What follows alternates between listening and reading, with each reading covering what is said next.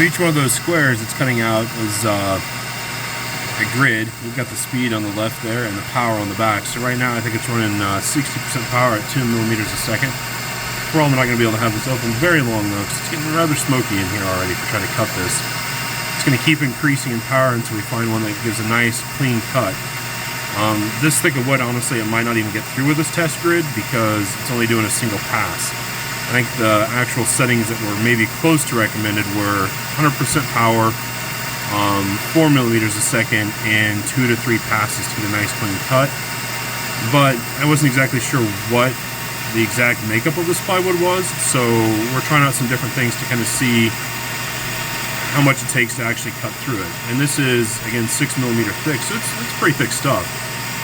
Kind of is part of the process when you work with different materials, or even if it's the same type of material but maybe a different supplier. We'll have to kind of go through and use a bit of material to find the best settings for cutting and engraving. Some of those looks like they may have actually cut through. I won't be able to tell until we're done. Kind of move the camera in here to get a better look. It's hard to tell. They look like they did drop through, so it is able to cut through it pretty easily then.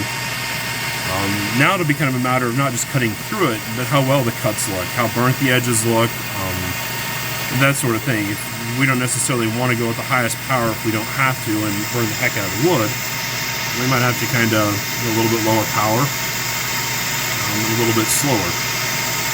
That one at 100%, 2 millimeters a second, that's definitely going to do some burning there. Might be a bit overkill. From what I've read, this laser can burn through up to 3/4 inch thick material at that setting. So yeah, it looks like it definitely burnt through that one. Now it's on the next roast. It's going to be running 5 millimeters a second, a little bit quicker. Can't tell how much smoke we're getting out of the basement with the enclosure open. I do have to have it kind of propped up because this is a bigger piece of wood sticking out the side over here.